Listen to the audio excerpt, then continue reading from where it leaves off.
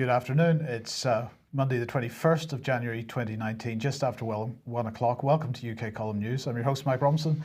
Joining me in the studio today, well, welcome back, Patrick Henningsen from 21st Century Wire. Happy New Year. Happy New Year to you, Mike. Belated Happy New Year. Yeah. Great to be back. Right, so we're going to get straight on with Theresa, and we'll just do a couple of seconds on Brexit here, because obviously she is going to the House of Commons this afternoon to set out what she is, her plan B, as was demanded by House of Commons last week. She's saying that she's going to lay a neutral motion for debate and for votes, and of course there's going to be what kind of vote is it going to be? The last vote last week was a meaningful vote. This can only be an ultra meaningful vote because it's even more important than the last one. So that's going to be on the 29th of January. MPs are going to put down some amendments to this. Two groups of MPs are the ones that are being talked about in the mainstream media at the moment. One group includes Yvette Cooper, Nicky Morgan from the Tories, and also Liberal Democrat MP Norman Lamb. They want to extend negotiations with the EU beyond the 29th of March, so they want to push the leave date back. And that's if MPs don't approve the withdrawal agreement by the 29th of January. The second amendment that's already known about is going to allow backbenchers to choose to debate and vote on Brexit issues on one day a week. And the reason that the mainstream media is getting excited about that is because there is a convention that the government controls parliamentary timetable, not backbench MPs, and this would be breaking with tradition. So there you go, Patrick. That's the latest on Brexit. It continues to be a complete mess, as we predicted. And we look forward to the mess that will ensue next week. Absolutely. It is the gift which keeps on giving, no question of that. Now, last week I published this article on the UK column, Military Union, British Government Policy since 1948. This is basically about the establishment of the Western Union, an EU light, if you want to call it that. It included military union. This was in the immediate post-war years. And the article covers Ernest Bevin's efforts in this area as Foreign Secretary. Now, of course, Bevin was Foreign Secretary to Clement Atlee. By coincidence, on Saturday, going underground, Afshin Rattansi had Lord Atlee, the grandson of Clement Atlee, on for interview. And it was a very interesting interview.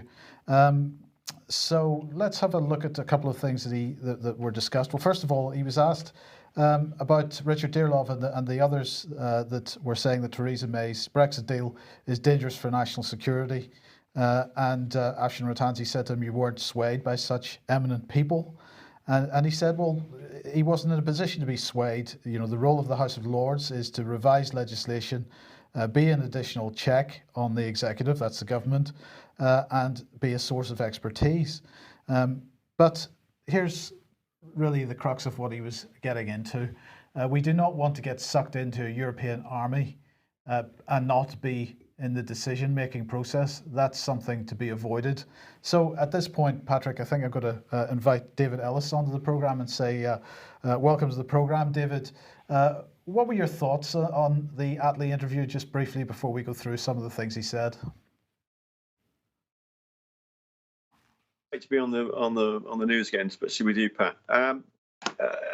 Well, it's timely, isn't it, that another media organisation have picked this up subsequent to your article there, Mike. So we're really into the meat of it with this, that for Lord Atlee there to sort of step away from the question of being swayed with what Dearlove and Guthrie are saying, and that we want to be a rule maker, not a rule taker. Well, of course, the reality is at the moment, as best as I understand, is that we're currently a rule taker. So it's the other way up. So I'm not quite sure what frame Lord Atlee's seeing this, or what his version of is going on, or what the reality is as far as he's saying, because it's not as I recognise it. Well, indeed, and he went on following this statement. He went on to say that clearly post-Brexit, there will have to be a very close security and defence relationship with our EU partners. NATO is in some difficulties. We've got the Trump problem. And he talked about the Trump problem, which was really, he said, Trump is quite right, asking snotty questions about defence expenditure of European nations, especially of Germany, which only spends 1% of GDP on defence, whereas we're spending 2% of GDP on defence. And he said, yes, of course, we cook the books a bit. But he said that probably the Germans do the same as well. So, Patrick, this comes back to, I mean, it's nearly 2 years ago that, certainly 18 months ago, that Trump came over to Brussels and gave the European Union a hard time about the amount of money that they're spending on defence, saying that it has to end this situation of the United States effectively subsidising the defence of Europe. Mm-hmm. There's two ways to look at this. You can look at it through the NATO lens, the traditional mainstream NATO lens, or you can take a step back, and this would sort of beggar belief to a lot of people that maybe perhaps Donald Trump is, and I'm not saying he's acting on his own volition 100%, Mike, but perhaps Donald Trump is attempting to execute a shift in United States post-World War II grand strategy. And so in his own Trumpian way, he's come out and called out NATO for what it is. Basically, it's a protection racket on behalf of the international defense industry. So everyone's got to chip in and then buy their products, and everybody's happy campers. But really below that, Mike, it's about post-World War II grand strategy. The United States effectively occupied and provided the defense for Europe during the Cold War period. And the quid pro quo was it would do that. It would take care of Germany's defense. It would take care of Europe's defense. And then it would give European countries unfettered, low-tariff access to the U.S. market in order to build up their economies. And it worked. And the Marshall Plan, et cetera. The same with Japan. Now that the Cold War's finished, we've been in this odd, awkward transition period from 1991. It's taken a lot of people a long time to catch up. Trump just happens to be on the crest of the wave right now, and he's the first person to sort of openly, as a public figure, elected official, challenge that status quo. But what he's really doing, Mike, is he's giving the entree to what a lot of people in the world, and certainly in the East, already know, is that the world has moved on from the post-World War II structure, and we're entering a new period. And so history will look back at this possibly and see Donald Trump as a pivoting point in terms of the overall U.S. grand strategy to an offshore situation, pulling the assets offshore and then empowering local partners, finding regional enforcers to take care of collective defense, rather than the United States providing that globally. Now, one of the things that Atlee went on to talk about was the issue of conventional forces, David, and he was saying that we're in a situation at the moment where Britain cannot deploy a division against what he described as a peer opponent. Now, he went on to explain where that phrase came from. It came from the 2015 Defence Review. But he was making the point that when we were deployed to Iraq, Britain, a division was considered to be 25,000 people, plus all the support that 25,000 people requires on the battlefield. And he's saying that very few countries now can even produce a brigade of conventional forces. That's 3,000 to 5,000 people. That would be basically Britain, the United States, and France at the moment. So he's saying that 1989 was the last time that a division could be deployed. And this is really part of the mechanism which has been delivered in order to produce the reason for a military union. But he was making a very good point, and so he was asked who is the peer opponent that he's talking about, and he said, well, it's a polite way of saying Russia. But here was the key point, David, because he went on to say that when you have such a reduced conventional capability as we have, the nuclear tripwire is set much lower. And this was really, I have to say, the only point that I sort of agreed with in his whole interview. So he's basically making the point that because we've cut conventional forces to the point where really we're not in a position to compete with a peer, and whoever that might be, in this case Russia, then the likelihood of some kind of something escalating to a nuclear level is that much greater. I was just wondering what your thoughts were on that. In general, I think that it's an odd. It was perhaps an odd appearance for Lord Atlee to come on RT there, and I've got to say, in the main, I think it was overall. I could see some clarity from the news presenter's perspective on what he was trying to talk about and ascertain. But I think where Lord Atlee was concerned, I mean, it just came over as a bit disjointed as far as the policy, because he was sort of not really articulating the policy fully and properly and clearly, because we've had this is a long ongoing problem, as we now know. It's decades old, this policy in its core of military unification for Europe and defence union. So whilst Atlee has completely avoided talking about that and using the terms of reference, to then go into the likes of peer opponents and saying it's politely Russia, well, there's nothing polite going on in this area at the moment. It's all very impolite. So I didn't like that. But when he started to talk about the nuclear tripwire, I've heard this a lot in circles in Parliament and in the Lords, and this is something that's talked about quite a lot, that with a reduction, and this is from all circles that I've been aware of, with a reduction in conventional forces, that this seems to be what people are saying, well, we're getting closer to actually using the nukes. And they're calling it a tripwire. So I've got to say, fundamentally, and this is something we aired quite a few years ago on one of the insights that we all did jointly, is that there are two Cold Wars. There's a perceived Cold War, where that was shut down by the BBC when the wall came down at the end of the German contract. And then there's the real Cold War. Well, the real Cold War hasn't stopped, because it was about nuclear weapons. It always was. And they still exist. So therefore, if we wanted to view this completely stoically, they still exist. So therefore, the Cold War still is there, and it's very real.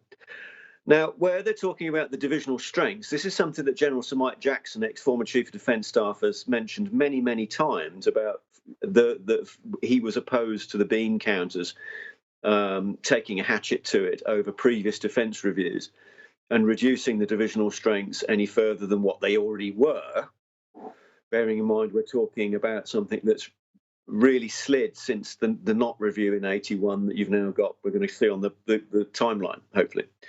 And he's articulated that beautifully, as General Sir Mike Jackson. But it fell on deaf ears, as all of the officer advice has happened over this period, where they've all spoke out. Because the engine room there in the Cabinet Office is set and tasked and designated to conduct defence union, military unification. So, while the Germans are calling it defence union, it's set and tasked and designated. They just don't want to talk about it. Now, all the while, the MPs and the Lords are not talking about it. It carries on, and we have this manifestation where we get somebody like Lord Atlee come along, where it's a little bit disjointed in the interview, because it's not really coming over as to exactly what the reality is. So there's our principal problem. We've got to raise the debate level, and we have to start by everybody getting to grips with the use of the terminology. Nuclear tripwires. Well, this is a very interesting concept, and David rightly points this out. Go back to that slide about the tripwire here. This is the question, and I think this is what David was really asking, was who is going to set the tripwire? Is this the UK? What is a tripwire? Tripwire is triggered. Is the UK? Is Lord Atlee inferring that the UK, with reduced conventional forces, would be more likely to trigger the tripwire, or is he talking about Russia triggering the tripwire, or another country? So that's kind of a frightening theory in terms of game theory, especially when, as David rightly points out, he's not being very specific about things. But this is a very real theory that is being kicked around in military circles and in sort of strategic circles and so forth. And I'm sure there's quite a few academic papers on that very subject itself. But look at the drills in Norway recently around the Arctic Circle. And so you have this kind of a lot of noise being made. It's a lot of rooster activity going on this side of the NATO Iron Curtain. And does Russia really take that seriously? I mean, we're doing drills with Prince Harry about Russia invading Norway. Russia's not going to invade Norway. It's not going to happen. It's never happened in history, as far as I know. I think maybe Germany did sort of an invasion in World War II, but not Russia. So there's just a lot of noise. So is the posturing, is the whole military posture for domestic consumption, or is it really for internet? Is there a real strategic imperative in the post-Cold War, the post-Cold War period? Is it really a strategic imperative, or are we just going through the motions, Mike? Is this shadow play, post-World War II shadow play, when the whole international defense industry is just becoming a commercial concern that just needs to keep going? It needs to keep promulgating itself. Where is the real threat? Or is the threat from the West? That's a good question. Now, speaking of threats from the West, let's have a look at the conventional image, shall we say, of the First Sea Lord. This is Admiral Sir Philip Jones, and this image is from the Royal Naval website, so that's how they like to present him. Well, we have another image of the First Sea Lord, Admiral Sir Philip Jones, to show you, and he's got some of his friends with him, and here it is. And so for everybody watching, let's play a game of whose flag is it anyway? So there we go, David. We should perhaps put some labels on this, just so that everybody knows. There is Sir Philip Jones there in the middle, and for those that have got the answer to whose flag is it anyway, we've got some EU flags over to the left here. But just so that everybody knows that this took place on British soil, if you could look closely at the image, at the picture at the back, the painting at the back, there we have Margaret Thatcher. So Margaret Thatcher, David, is very unlikely to appear in a painting on the back wall of a room in Brussels. She was not their favourite person. So I don't imagine that this image was in Brussels. Do we know where this image was taken? I believe that it's at Royal Navy Trident Nuclear Headquarters, Northwood. And so have you got any comments in your chat box at this stage? What are people saying? Have you got a reaction? Traitors in your face, perhaps? Does that... We're at the strong end of the spectrum then, right? So this is really, I believe, for everybody watching now, a very, very potent image. Because whilst we had the huge public outcry, once it was promulgated, the three-para incident under EU command and control wearing EU insignia on their shoulders that went viral. People go, no, we don't want that, very much on the Maggie Thatcher. And I'm not saying that, I agreed with everything that Maggie did, and I'm sure there are a lot of people out there that were the same. But where this regard is, I'm in complete agreement with her. It's a very definite no to currency union, military union, and the loss of the veto. So I understand that picture is about the Falklands War prior with Admiral Lewin, Fieldhouse, and Leach. Sorry, that's the painting at the back. That's the painting at the rear. So if there are any Royal Navy chaps out there and watching, will they please chip in on this? But what I fundamentally believe we've got here is a very, very strong image, probably stronger than the image that we pushed out about the three-para guys serving under EU. Because there's not a Union flag to be seen there, David. There's not a Union flag to be seen. There's no Union flag.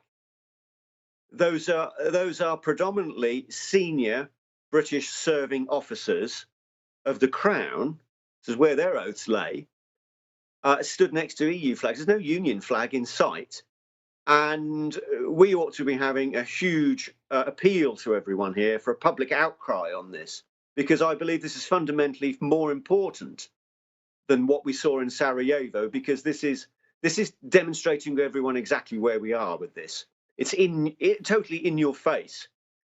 So could we all please sort of grab the screenshot when you're watching the news and get it pushed out there, and let's try and get the lid off this, because this is in real time. This is last week. Yes. So what Yes. we've got. Sorry, David, I was just going to say the key point here is that another week has gone by. We're going to have another statement in the House by Theresa May this afternoon. We're going to have another motion in the House this afternoon. We're going to have amendments to that motion this afternoon, and we're going to have debates up until the 29th of January. And at no point in any of those debates will EU military unification or Britain's involvement in EU military unification, either during or post-Brexit or over the next 20 years. This is not part of that debate. It needs to be part of that debate, does it not? Absolutely correct. It's being held separate, and yet it's fundamental. So we've got this faux Brexit really being conducted at the moment. It's a facade of leaving the EU without this being dealt with. So we've got some sort of constitutional Groundhog Day test going on in Parliament, just to see if any of the members are actually awake at the moment and anybody's actually going to aware this. Otherwise, if there's no resistance, it's just going to carry on. Right. So how on earth you can say that we're leaving the EU whilst you actually have, this is, I understand, last week, all those senior officers there. You've got one former Commandant General of the Royal Marines and one serving Commandant General of the Royal Marines, Mr. Strickland. And Mr. McGowan sat next to the First Sea Lord there, and this is blatant. There needs to be an outcry with this. Everybody got behind the three-power thing, and I want everybody to get behind this and really push it as hard as they can, because otherwise, we're just, frankly, to use sort of East End language, we're all being mugged off. Yes. Right. Well, look, we need to move on with this, but I just wanted to highlight this because this is obviously yellow vests, an image from a yellow vest protest in France. And one of the key points that you've been making over the last couple of years, David, is that this isn't just about military union. It's also about civilian policing as well and unification of that. And the question that I've been asked, a number of questions I've been asking about this. First of all, why is the press currently silent about the deaths and injuries that have happened as a result of these protests? And the question is, who's actually behind the masks of the gendarmerie that are there? Is it an EU gendarmerie? Now, I understand that there's more evidence coming to the fore that it is an EU gendarmerie being deployed here and not just French police. But one thing that I wanted to highlight from French mainstream media is this little infographic which shows the injuries. So 84 cases of severe injury for the yellow vests, and out of those 77 were as the result of headshots. Now, what are we talking about here? We're talking about so-called non-lethal weapons, plastic bullets, rubber bullets, battery rounds, baton rounds, whatever you want to call them. These are supposedly non-lethal, and yet we have at least one person in a coma as a result of severe brain injury because he was shot in the back of the head. 77 people have been shot in the head. Now, the rules of engagement in Northern Ireland, when these things were being used in the 70s and the 80s, was quite clear that they were not to be shot directly at an individual. They were if an individual was to be hit by these, it was to be as the result of a ricochet off the ground. So you were supposed to shoot them at the ground in the general direction of the crowd. But this is ridiculous because we've got gendarmerie shooting people or aiming directly at people's heads here, Patrick. And including 10 women, actually. Yes. Out of the total, 10 women have been hit. So if that is what's going on, and that is part of this whole unification process, just 30 seconds, David, please. That should be additional cause for concern, because if France has foreign gendarmerie going in to manage crowd control there, what happens? We know that we've got British military on standby, British police on standby, should there be any civil disturbance as a result of Brexit. But what happens then when we start seeing perhaps French or German or Dutch police operating on British streets? There's certainly very great potential for that. So thank you for bringing that up to everyone's attention. And a stark graph that you've got there. This, frankly, is the shape of things to come. You can see how they intend to proceed with this. So there's no reason at the moment to say that this wouldn't come into Britain, because obviously the close, I think Lord Atlee there said, close security relationship with the EU. This is what it means. When they say security, it's everything. It's defense, military, police, security. It's the whole thing, all unified.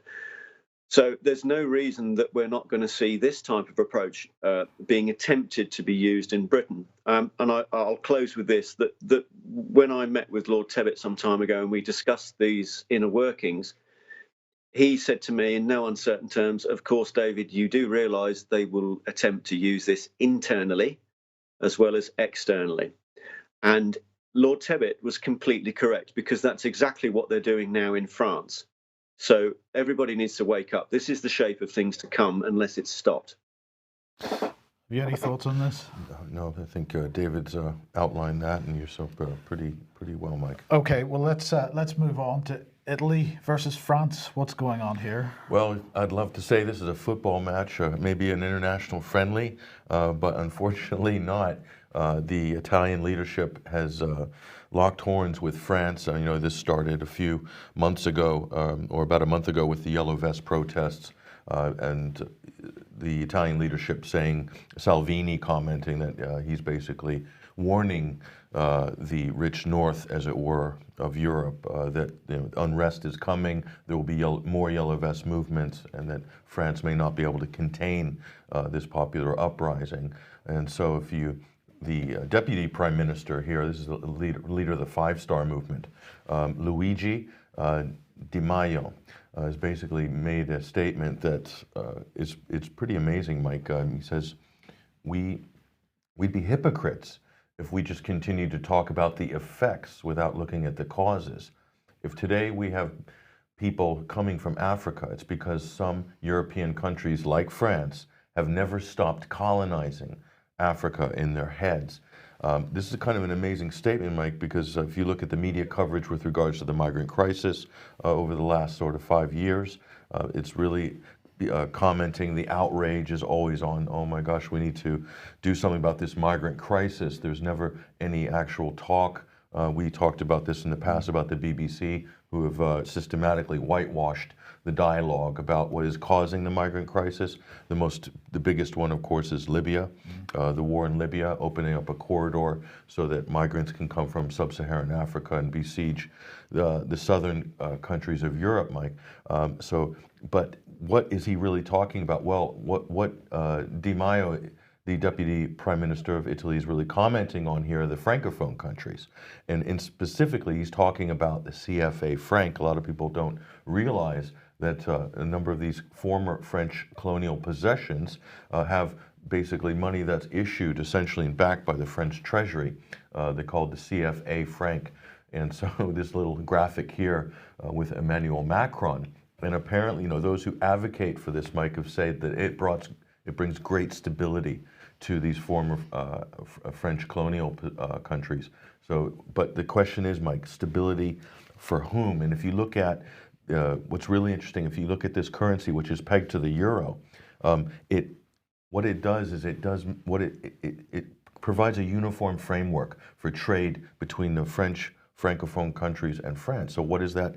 Whose advantage is that? Well, this provides, it requires these countries have to export their raw materials, guess where? To France. And it creates a cheap dumping ground for French products in Africa. But the biggest thing about this, and what the Deputy Prime Minister of Italy pointed out, was this CFA franc finances French public debt. This is very similar to how the United States finances its budget deficit, its public debt, through the dollar as a world reserve currency. So they're able to game the international financial system and create dependency relationships with regards to the US dollar. And so France is essentially doing this kind of like the United States, Mike, but on a smaller scale. But and as the Deputy PM of Italy also pointed out, if France did not have this dependency relationship between these African countries, France would not be in the top 10 economic powerhouses on the global rankings. They would be much lower. So he's really putting forth the case that this is one of the reasons why these African countries have been depressed in this dependency relationship. He is advocating for the EU to issue sanctions against France. So whether that's going to actually happen or not, but he's calling for sanctioning of France, and he's blaming this because who's bearing the brunt of this latest wave of the migrant crisis, Mike, Italy is bearing the brunt. Greece as well is bearing the brunt, but especially Italy with regards to the sub-Saharan Africa. Spain as well. So again, we're seeing this division. The poor south of Europe, those hit by the 2008 financial crisis, particularly hard, and also by the migrant crisis, and insulating the rich north. So the problems of the south are felt, while the problems of the north, they don't feel it in quite the same way, although they have serious issues with the migrant crisis, political upheavals in Germany, and France has this as well, and other countries. But it's nothing like the frontline countries, Mike. Mr. Di Maio was speaking on Italian television at the end of last week, and he was asked about the newest conflict between Italy and the EU. So he's not just in conflict with France, but the EU as well, and with EU institutions, particularly with regard to banks' non-performing loans. And he said to demand that non-performing loans should be fully reset within 2026 means to tell Italy, which is 1/3 of all non-performing loans, close your banks. So he's complaining that the EU is basically saying that Italy has to deal with this problem, and he's saying basically that they're telling him that that Italy has to close their banks. So he said, before intervening, we must do three things. First, a rule that separates speculative banks from commercial banks, from those banks that make loans to the real economy. I mean, between banks that gamble on the stock market and banks that use our deposits to lend to the real economy. It's called the Glass-Steagall Act, and we must do it as soon as possible. He said, I believe that Italy demonstrates that going back to good old practices of our fathers and grandfathers is not always a bad habit or a wrong thing. And in fact, many countries are going back into that direction. And then he went on to talk about the fact that they are setting up a public bank for investments, which is going to be separate from that banking system. This is basically something that they promised in their coalition agreement. They want to support small and medium-sized businesses in Italy. So absolutely coming out against the European banking system. Wow, Mike, he sounds a lot like an alternative media pundit, doesn't he? We've been calling out the repeal of the Glass-Steagall Act, which was Bill Clinton's last parting gift as President of the United States to Wall Street. This is why Goldman Sachs rewarded Hillary Clinton's campaign and the Clintons in general so handsomely, and why HSBC and other great financial institutions could be in this sort of this circle of power and influence so closely aligned with the Clinton political machine. So Mike, he's calling for a Glass-Steagall for Europe, essentially. Yep. It's fantastic, and he's calling for a public bank.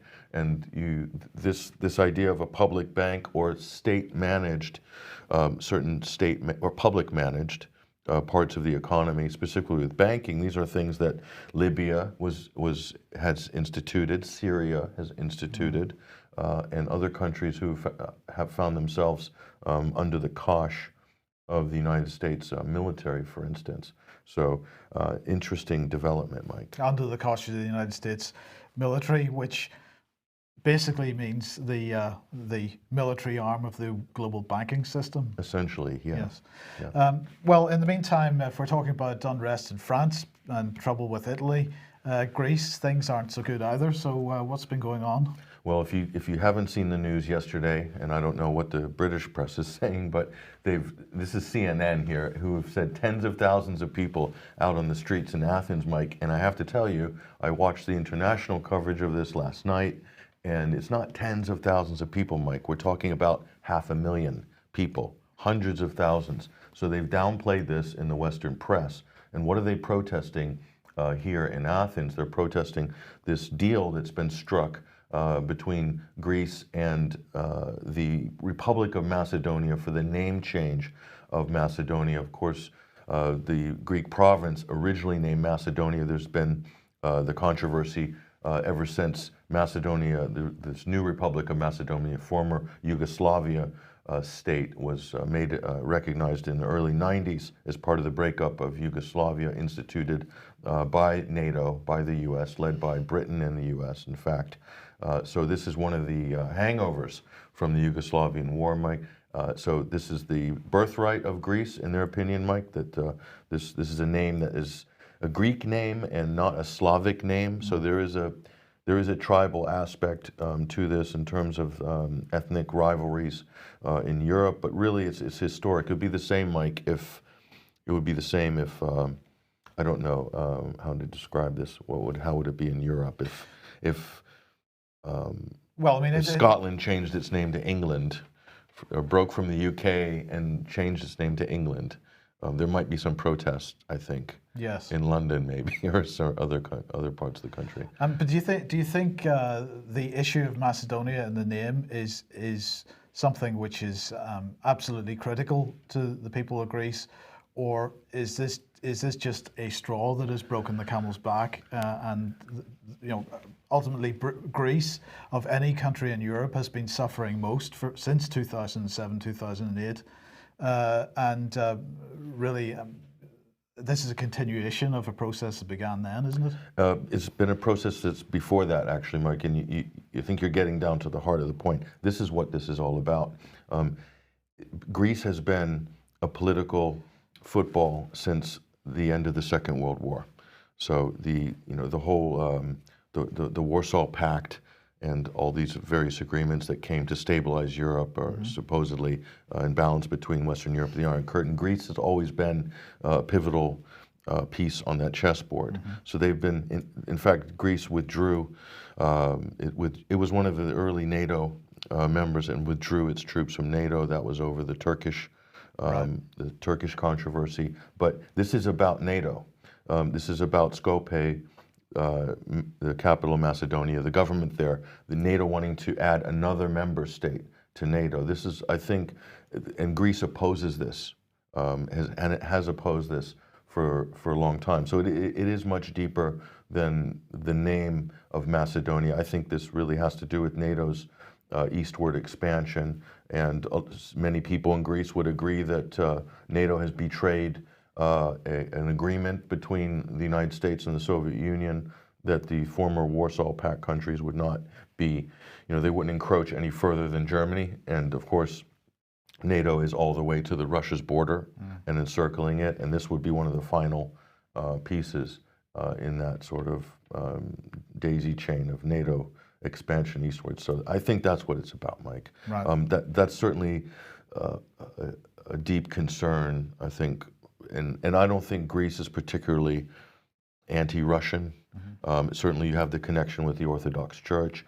You have a lot of good historical links as well. And so there's no reason, Greece doesn't want to be that political football being kicked around between the battle between East and West anymore. And I think that's what's being expressed here. David, did you have some thoughts on that? Yeah, I do. That's some good analysis there, Pat. There's several aspects to this. Is that you're seeing the cradle of democracy there absolutely smashed, annihilated, and we're seeing this dreadful trouble in France. And people often, so just so we sort of frame the context here overall, we're having this very perverse argument and propositions put to us currently in Britain again about the EU. And they're always waging this economic and trade and ridiculous argument that nothing like the reality. So my often comeback line to these people is, well, what's the payoff? Well, if you're waging this kind of argument all the while, what's the payoff? Show me the payoff. And where you would probably think that they would say, oh, well, everybody will be richer. We're going to get richer. Well, that's not happening. I can tell you precisely what the payoff is. You're looking at it. There in Greece and there in France. That's the payoff. Chaos. Yes. Okay. Well, look, speaking of chaos, let's move on then, Patrick, to Syria. Israel is once again attacking Damascus. Not much outcry from the rest of the world, it has to be said. But these images on screen at the moment have been released by the Israelis themselves. So 4 Syrian servicemen killed, 6 wounded was one report I saw. And Israel says the attacks are targeting Iranian forces stationed in Syria and has warned Damascus not to retaliate, according to various reports. Why shouldn't they retaliate? I think they're even backtracking a little bit now, expanding that definition, Mike, to Iranian interests. Israel claims it's attacking Iranian interest or Iranian-influenced facilities or something like this. So you can see they're sort of already watering down that definition, Mike, which is opening the door for more attacks in the future. This is kind of a disturbing pattern. Imagine if Russia had attacked and killed 4 Ukrainian soldiers, Mike, with missile strikes. Would there be international outcry, do you think? I think there might. Now, the question I wanted to ask you was, is Israel's belligerence here and determination to continue attacking, does Trump's decision to withdraw from Syria, has that given them some reason to up their efforts? It would definitely open the door for, say, less over the surface interference from the United States and what Israel's wanted to achieve strategically or militarily against Syria, Mike. But a lot of that is window dressing, and certainly everything that Israel is doing with Syria would have the tacit backing of the United States. They would be fully in the loop. The U.S. would be about what Israel's doing generally, I think. So this just opens the door a little bit for the facade of Israeli independence with regards to being able to pursue its strategic objectives on behalf of the United States, because Iran is also a sworn enemy of this administration in Washington as well. Yes. Okay, well, look, we're in the last few minutes here, but we wanted to cover this story, the issue of the Press TV journalist who's been arrested in the United States, not charged, I believe. Patrick, am I right in saying that? So this is Marzi Hashemi. She seems to have been arrested and detained on the basis of what? Well, she's been arrested. She's not being charged, and what she's being arrested for, we'll go to the details in a minute, Mike, but just know that she's a very high-profile journalist. She's been with Press TV almost from the beginning of that network's foundation, I think in 2006, 2005, 2006, 2007, the early days. So she is very high-profile, very well-known internationally in many different countries. She's an Iranian American citizen. She's born in America. She's originally from New Orleans, I believe. So that's what's important about this, and we'll give you some of the details in the subsequent slides. But this is what her son said. Just a little background. This is Hossein Hashemi. He said she's somebody who's harassed regularly every time she's going through airports.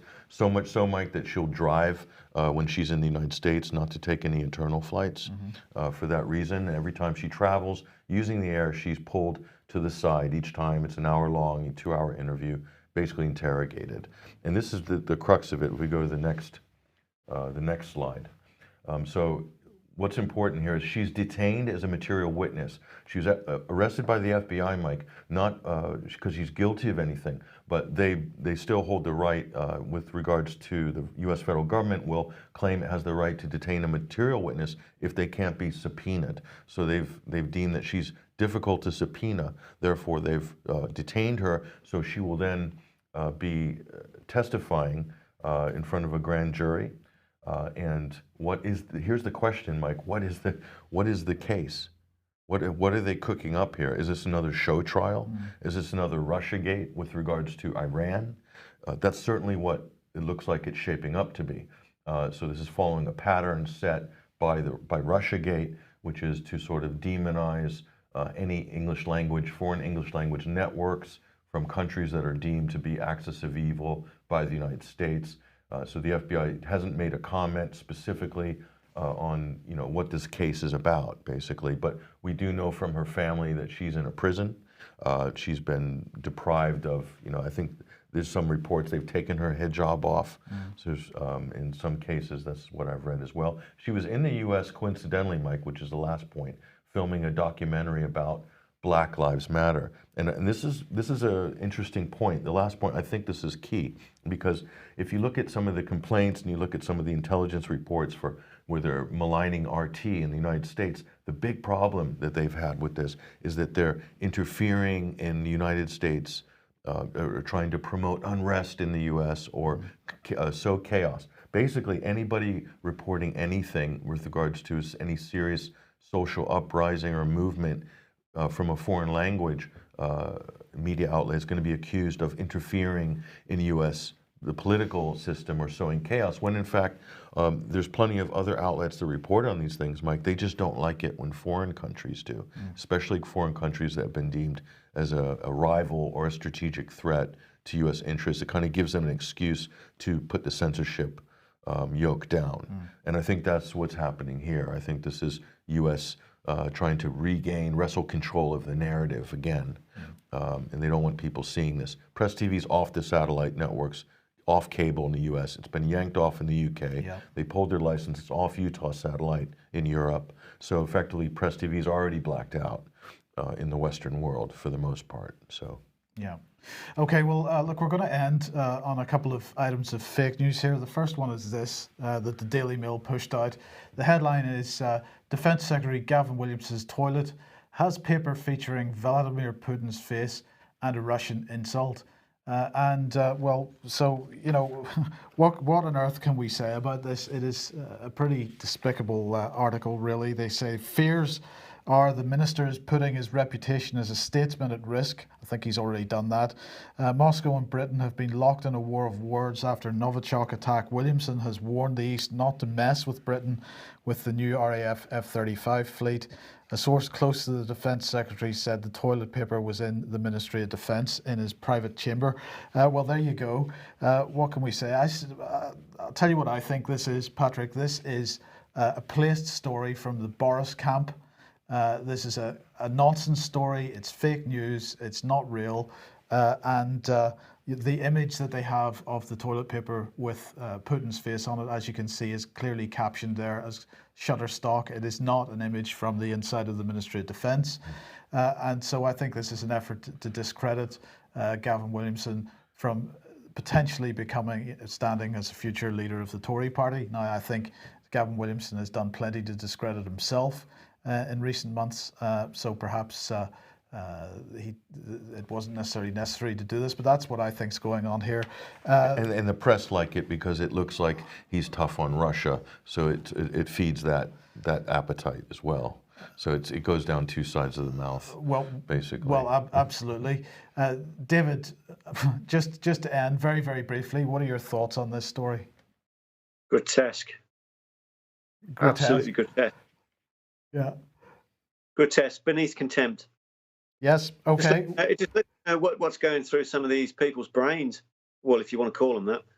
Yeah. Okay. Well, look. We'll leave it at that. Apparently, we're the problem. You know, we're the progenitors. Alternative media is the progenitors of fake news, not the mainstream media. Yeah.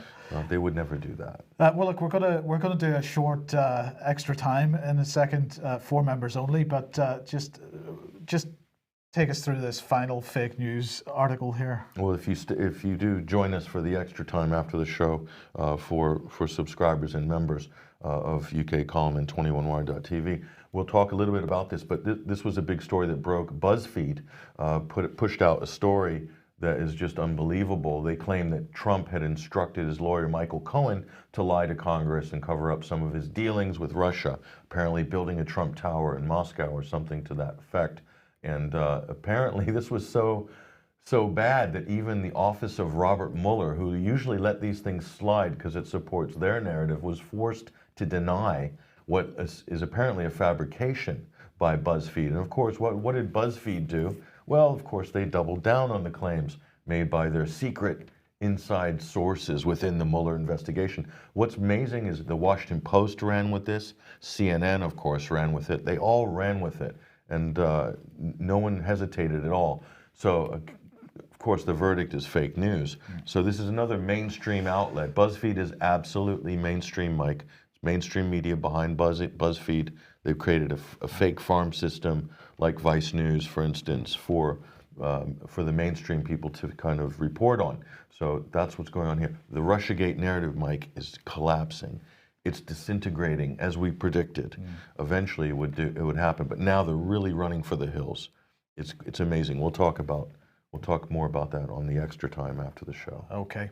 Well, we've got to leave it there. Thank you very much to David Ellis for joining us today. Thank you, Patrick, and we'll see you again next Monday, I hope. And we will be back as usual on Wednesday. We hope to see you then. Bye-bye.